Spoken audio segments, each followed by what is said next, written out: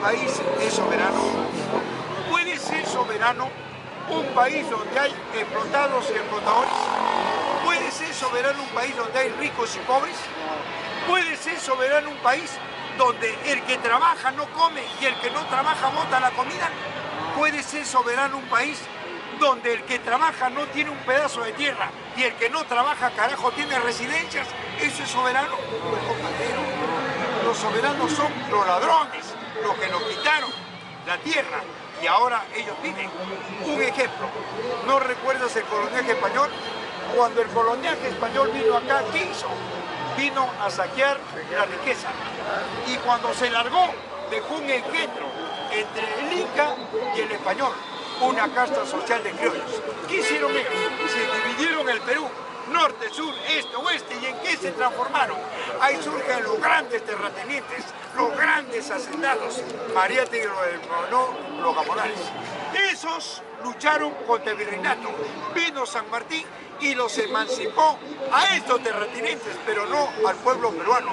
Y con estos terratenientes hicieron la Carta Magna, la Constitución y este Estado burgués, que tiene 204 años. Eso es en contra de las grandes mayorías y a favor de ellos. Eso es lo que estamos viviendo. ¿Ya veo? Bien. Profesor, aparte de eso, lo que usted está explicando, el sistema de San Martín, ya le explicó el profesor, ella la puso, el himno nacional, el rey es una pequeña tropa, como libre. Sí, pues, claro, ya lo dije, pues, ellos cantan los somos libres para lo que le han dado la emancipación aquí. ¿Quiénes son esos? Los que están gobernando. ¿Quiénes son? El Grupo Romero, Graña Montero, Buenaventura, el Grupo Ventín, etc. Esos son los que gobiernan. Para ellos, los presidentes solamente son guachimanes. Presidente que no está de acuerdo, afuera. ¿Te das cuenta, amigo? Bien. Bien, ¿algo más, amigo? ¿Alguna otra pregunta?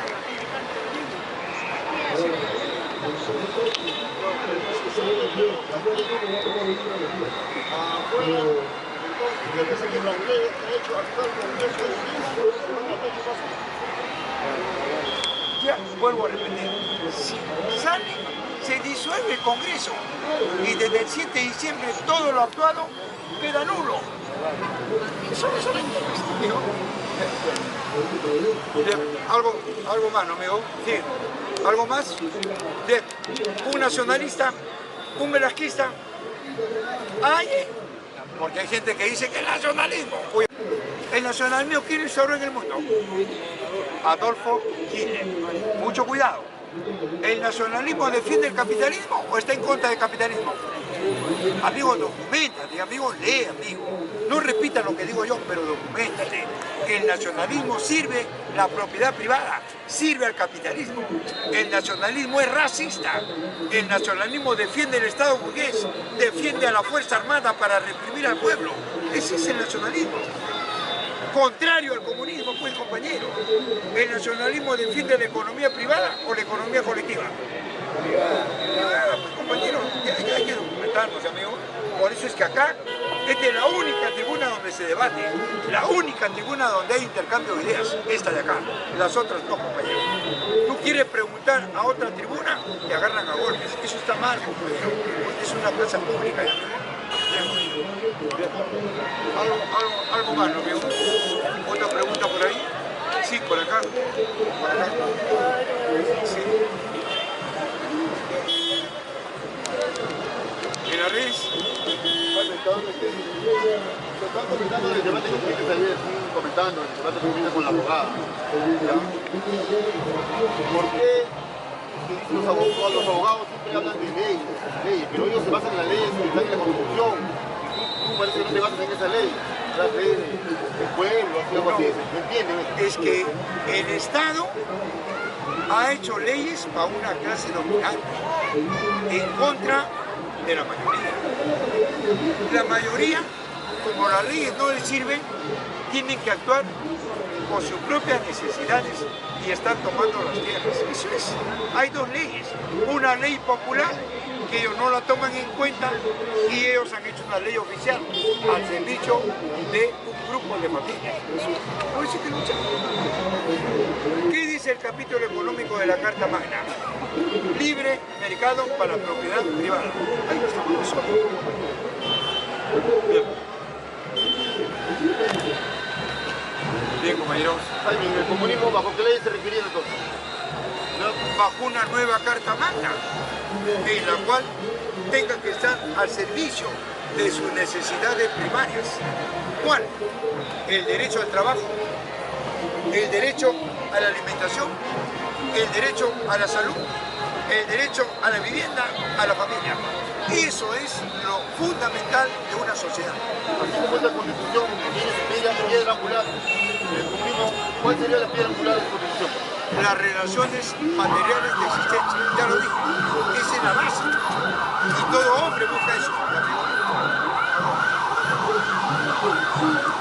Bien, compañero, bien. Familiares.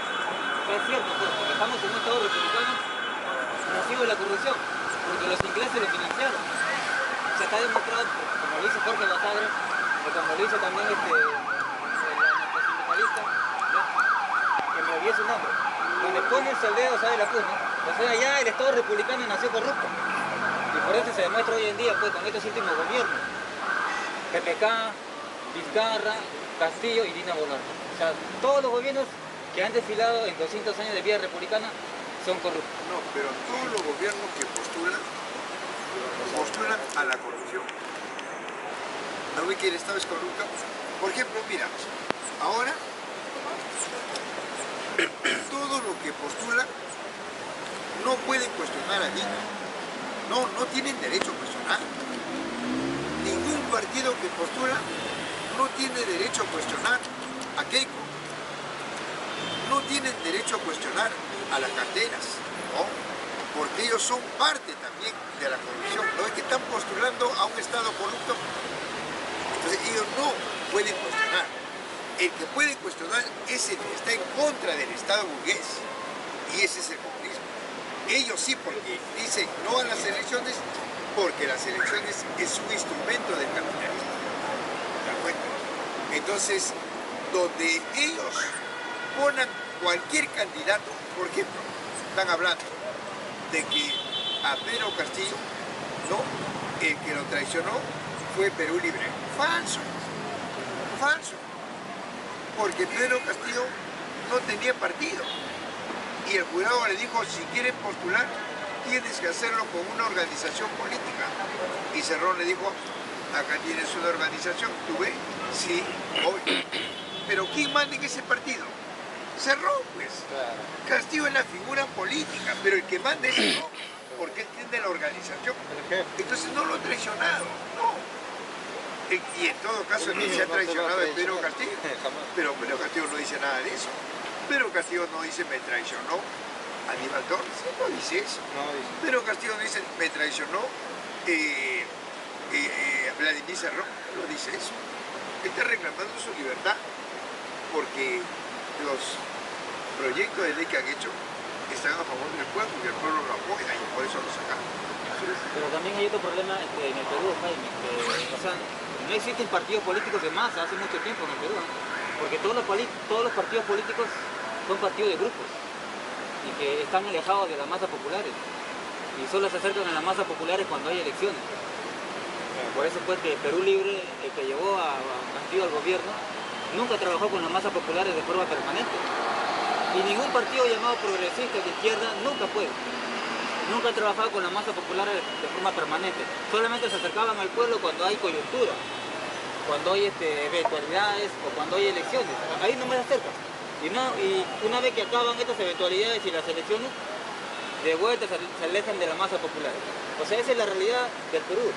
No existen partidos políticos de masa, sino partidos políticos de grupos. Y uno de esos partidos que llegó a Castillo justamente era partido de grupo, fue Perú Libre. No era partido de masa, sino que alguien que me demuestre qué partido progresista de izquierda que dice que es, trabaja con la masa de forma permanente ahorita. ¿En qué región de Perú hacen eso? Ninguna, yo veo que ninguna. En el mundo no hay un partido que trabaje con las masas. ¿Saben por qué? Porque una cosa es posición de clase y otra cosa es composición de clase. Sí, están todas las ideologías y hay una guerra. Entonces, ¿quiénes pasan? de la composición de clase a proletarizarse. Los elementos más claros. Ya no es la masa, es la calidad la que pasa. Cumpliendo estos tres roles: el marco reivindicativo, el marco político y el marco ideológico. Uno, la lucha económica; dos, la lucha política de desconocer al Estado; y tres, la propuesta, que es la toma del control político del Estado con un partido proletario. Se línea además. Eso yo lo tengo en escuela sindical, ahí está bien claro, y también en el surgimiento de la clase obrera. Sin embargo, a los inicios del siglo XX habían surgido partidos de masas. Por ejemplo, el Partido Socialista que creó la monta José Carlos Mariatti, ese era un partido de masas. Sí, pero Y también hay que reconocer que el partido que creó ahí en la Torre también era de masas. Pero lamentablemente con el tiempo, esos partidos de masas, con el devenir del tiempo, ya se convirtieron en partidos de grupos, ya no de masas. A eso voy. ¿Por qué? Porque en las masas están todas las ideologías. No, yo no quiero esto y algo de organización. Pero se da en todo el mundo. Tú, por ejemplo, eres dirigente barrial y tú ves que atañe a todos el cobro abusivo de las empresas. Convocas una asamblea de pobladores y hay gente que no está de acuerdo y hay otros que están de acuerdo. Teniendo los mismos problemas todos. Fíjate, una por una cuestión política, otra por una cuestión de religión, otra. Entonces, ¿qué hay ahí? Un conflicto entre masas, un conflicto entre pobladores, un conflicto entre pobres, y de ahí va saliendo la calidad. ¿Me voy a entender? Hay otro algo para añadir. Hay una diferencia, por ejemplo, entre los llamados partidos de izquierda en el Perú y con los partidos de izquierda, por ejemplo, en Bolivia o en Ecuador, ¿no? Cuando, por ejemplo, Evo Morales llegó al gobierno, obtuvo mayoría en el Congreso, porque de alguna u otra manera el MAS de Bolivia trabajaba con la masa permanentemente. También el partido que le llevó a Rafael Correa en Ecuador también trabajaba con la masa permanentemente. Y es que por eso, cuando ellos llegaron al gobierno, tuvieron mayoría en el Congreso. Pero lamentablemente Perú Libre, cuando llegó a Castillo al gobierno, como Perú Libre no trabajaba con la masa de forma permanente, cuando fue gobierno con Pedro Castillo, no tuvo mayoría en el Congreso. O sea, ese es el problema que tenemos acá en el Perú. Pero es otro punto también. Pues sí. O sea, no es como tú dices. Mira, Correa tuvo el apoyo de la mayoría. Tuvo el apoyo. Pero luego, ¿qué pasó? Ahí está. O sea que ese es el inicio. ¿Cómo terminan esos partidos que son de izquierda? Prácticamente del lado de la derecha y del lado del capitalismo. Ahí termina. Ahí no está Correa. Correa se desgastó porque ya no sabía qué seguía después de haber estatizado. Estatizó y ahora ¿qué sigue? Seguía el socialismo. Y Correa no es socialista. Porque para ser socialista tienes que ser comunista. Si no, no puedes ser socialista. Mucho cuidado. Entonces Correa no era comunista. Él se tildó de socialista y en la práctica se vio militar. ¿Cómo? Correa no le da la cobertura para que gobierne a Lenin. ¿Y Lenin quién era? Correa sabía quién era Lenin. Un reaccionario. Era un hombre de la extrema derecha. ¿Y por qué se lo dio? Porque no le conviene dárselo al comunismo. No le conviene. Y ahí no está. Lenin quiso. Tuvo el apoyo de Daniel Noboa y se lo dio. Y ahí está. Igual con Evo. Evo llegó a estatizar. No. ¿Y quién seguía? La COP, la Confederación Obrera Boliviana, dijo, ahora nosotros vamos a tomar el control. Evo dijo, no, porque no es socialista, no es comunista. Se retiró, es un amague de retirarse, y él lo trabajó Arce. Y él sabía quién era Arce. Arce es un neoliberal, ¿y por qué lo puso? Ese es el problema de la izquierda. La izquierda se turna con la derecha para impedir que avance el populismo en el mundo. Algo más, Jaime. Entonces, si Pedro Castillo con Perú Libre hubieran tenido mayoría en el Congreso, como has dicho con el caso de Correa y Evo Morales, También hubiera pasado lo O mismo, ¿no? igual. También hubiera pasado lo Pero mismo. Castillo no le va a dar, amigo, los medios de producción al pueblo. No, pues, él no es comunista. Yo cuando avalo a Pedro Castillo, avalo porque hay un conflicto al interior del Estado entre la derecha y la izquierda. Y la izquierda lo supera, ¿no?, en algunas cosas a la derecha. Y algo más. Yo en la campaña que desarrollé el programa de Pedro Castillo dije que esto no lo va a poder desarrollar. Yo lo dije. ¿Te das cuenta? Y tal es así que todo el proceso, todo ha sido contra la persona de Pedro Castillo, pero nadie ha podido cuestionar la cuestión política e ideológica de Pedro Castillo, siendo parte del sistema, pero no podía. Y eso hizo que Pedro Castillo gane de una manera gradual a las masas, y se la ganó. Hoy día, hablando de elecciones, el que puede decidir es Castillo. ¿Saben por qué? Porque antes de las elecciones, ponte que Castillo diga, este es el partido y voten por este partido. Toda la región van a votar. Por eso, Jennifer Paredes, la hija de Pedro Castillo, ya salió en libertad, hará cuestión de un mes. Está en libertad. ¿Y cuántos partidos están detrás de ella? Hay como 15 partidos que quieren llevarla. Pero si apaga eso, ¿por qué quieren llevarla? Porque saben que la hija de Pedro Castillo va a hacerle caso a su padre. Y su padre le va a decir, anda por este partido. Y faltando 2 meses, Castillo se pronuncia y dice, este es el partido. Te sorprende.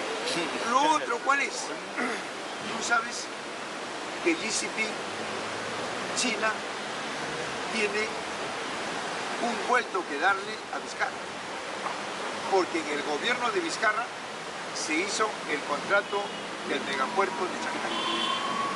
Y Vizcarra le abrió las puertas y accedió. ¿Por qué Vizcarra puede salir? 1, 2, porque Vizcarra se puso al frente de la pandemia. Todos los días con un comando. De repente lo hizo mal, pero estuvo ahí y dio los bonos, me da cuenta.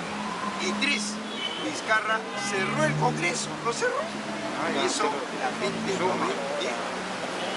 Y lo otro es que la China, porque la China va a decidir, la China tiene acá un partido que es su brazo político en el Perú, que tiene desde la década del 70 hasta ahora. ¿Cómo se llama? Patria Roja. Esos son los que pueden salir. La derecha, prácticamente, si es que gana la izquierda, ya está cantado eso. La derecha va a hacer un golpe de Estado con la Fuerza Armada. Ya está cantadísimo. Y si es que gana la derecha, de igual modo, porque la única manera que puede ganar la derecha es con un fraude. Por eso están copando todas las instituciones, las están copando. Entonces, gana la derecha con un fraude cantado, el pueblo va a salir y va a haber un golpe de Estado y de repente la guerra civil. De repente. Eso es porque la derecha no va a permitir que gobierne la izquierda. No va a permitir.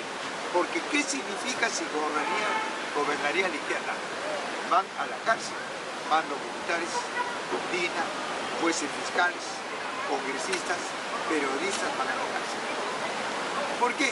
Ahora mismo, tú sabes cuándo es a Pedro Castillo le conviene que lo sentencien. Por eso no lo he escuchado hablar cuando va al juzgado de la fiscalía. Señores, ya son 2 años, senténcieme, ¿por qué no me sentencian? Y el juez agacha la cabeza, el fiscal agacha la cabeza. ¿Por qué? Porque no hay pruebas. ¿Y por qué no hay pruebas? Porque no es porque lo diga el Estado, lo dice los supraorganismos internacionales, porque el juicio de Castillo ha recorrido la Corte, ha recorrido la OEA, ha recorrido las Naciones Unidas, y todos ellos han dicho que Pedro Castillo no ha hecho golpes. ¿Por qué? Igual, Castillo no es corrupto. ¿Y por qué? Porque la fiscal no ha atendido las pruebas, no hay. Entonces lo archivaron el caso. Entonces, ¿qué dice? recomendamos que las instancias del Perú le den la libertad a Pedro Castillo. ¿Y acá qué dicen? No, esos son recomendaciones, que lo puede ser la Corte, la OEA y las Naciones Unidas. No son vinculantes, en otras palabras, no tienen carácter de ley. Sí, te pongo un ejemplo. ¿Por qué bloquearon Cuba? Si no tiene carácter de ley, las Naciones Unidas. ¿Por qué bloquearon Nicaragua? Si no tiene carácter de ley. ¿Por qué bloquearon Venezuela? Tiene carácter de ley. El problema que en el Perú, ¿sabes qué cosa es, amigo? Que si Pedro Castillo da un paso a la calle, automáticamente es presidente. Se queda de lado todas las elecciones, porque es el único que puede convocar. 2. Se verifica que el complot ha sido todo argumentado. ¿Y quién lo ha dirigido? La embajadora de Norteamérica, Kena, agente de la CIA, 9 años. Ella. ¿Y por qué? Porque Castillo iba a ser el segundo contrato con China, el tren interamericano, que iba a recorrer en minutos Tumbes, Tacna y de Tacna a Tumbes, y luego se iba a internazar con Puno, Cusco y luego América Latina, y le ganaba la guerra geopolítica a Norteamérica. Entonces, ¿qué dijeron? Hay que complotar. Hicieron un complot, jueces, fiscales, prensa, y lo aislaron a Pedro Castillo. Lo aislaron. Entonces, si Pedro Castillo sale, puede haber un golpe de Estado, porque el pueblo peruano va a salir a llevarlo al Palacio de Gobierno. Entonces, amigo, hay todo un conflicto en esta coyuntura al interior del Estado, que no quiere saber nada con la mayoría. No hay gobierno para la mayoría, y nunca lo hubo. Lo que hay gobierno es para una minoría. Entonces, ¿qué está haciendo la mayoría? Está tomando las decisiones. No son tontos. Allá los comités, allá las centrales sindicales, dicen, cuando nosotros estuvimos en Lima reclamando nuestros derechos, ¿qué hizo el Congreso? ¿Qué hizo la Fuerza Armada? Nos tuvo en el sol, no nos atendía. Un mes, 2 meses, no teníamos que comer. Y por último, nos difamaron y nos reprimieron. Y ahora, vienes acá, Dina, con la empresa minera.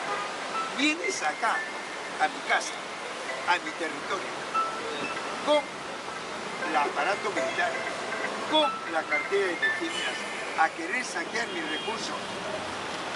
Oiga, pero como el Estado es una mafia, va, te ha pegado, y encima que te ha pegado, va a llevarse tus recursos. Oiga, el pueblo de Cajamarca, el pueblo de Arequipa, el pueblo de Apurímac, el pueblo de Piura. ¿Qué querían?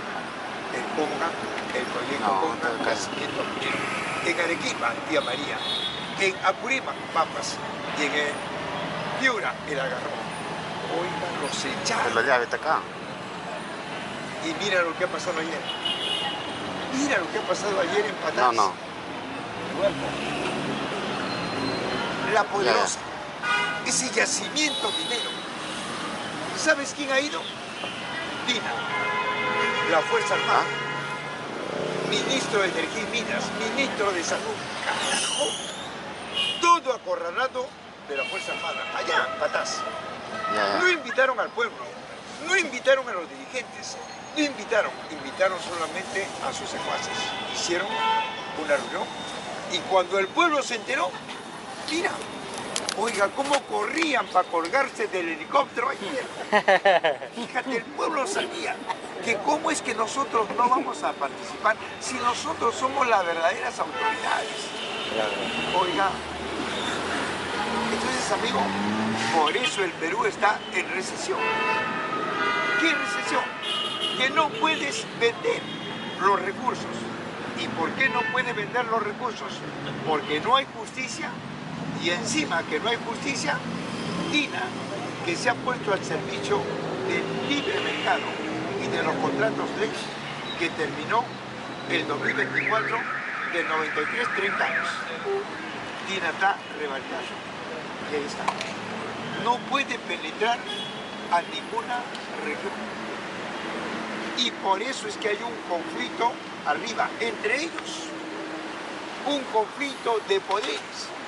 Ahí está el izquierdo, ahí está el Congreso, ahí está DINA, ahí está Keiko, ahí están los grupos de poder, carajo, por el reparto del país. A ellos nunca le ha interesado el pueblo, jamás. Al pueblo lo que le ha interesado es sus movimientos populares, sus organizaciones gremiales. Esos son los que han salido al frente y por estas organizaciones es que se ha logrado arrancar alguna reivindicación. Pero con el Estado, no. El Estado siempre ha golpeado y ha reprimido al pueblo. ¿Y con qué ha golpeado y ha reprimido al pueblo? ¿Con qué? Con su aparato militar. ¿Quién fundó el ejército? José de San Martín, 1821. ¿Y para qué lo fundó?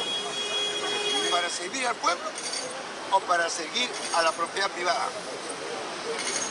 Para servir a la propiedad privada, para servir a los ladrones del capitalismo y reprimir al pueblo cuando reclama sus derechos. Ese es el proceso.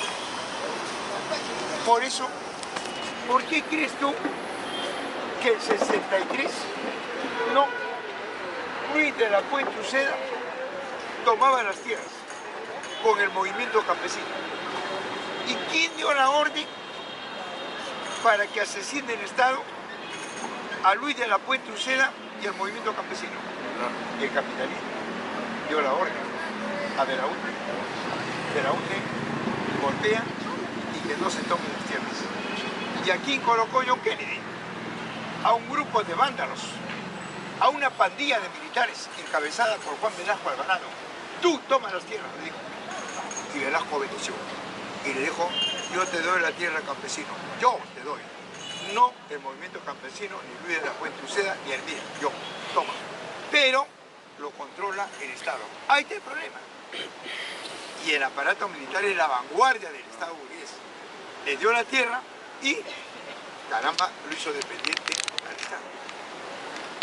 Que eliminó el feudalismo, que eliminó a los terratenientes. Hoy está soñando, al contrario, se desarrollaron.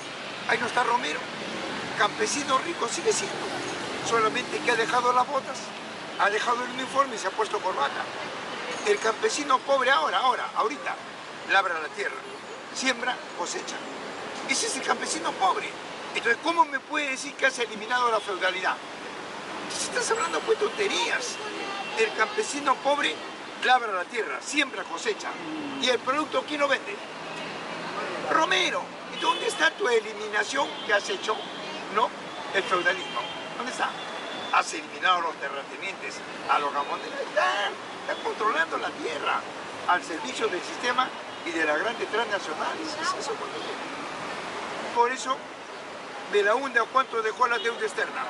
A 270 millones de dólares. Velasco lo recibió. ¿A cuánto lo dejó Velasco? A 1.800 millones de dólares. ¿En qué lo gastó? En armamento. ¿A quién le compró armamento? A Rusia. Cuando ya Rusia pasó a ser capitalista. Antes no. Ya cuando Rusia era capitalista, le compró el armamento. Un armamento inservible. Ahí se endeudó. ¿Y qué planteaba Velasco? ¿Tierras convencionales o no convencionales?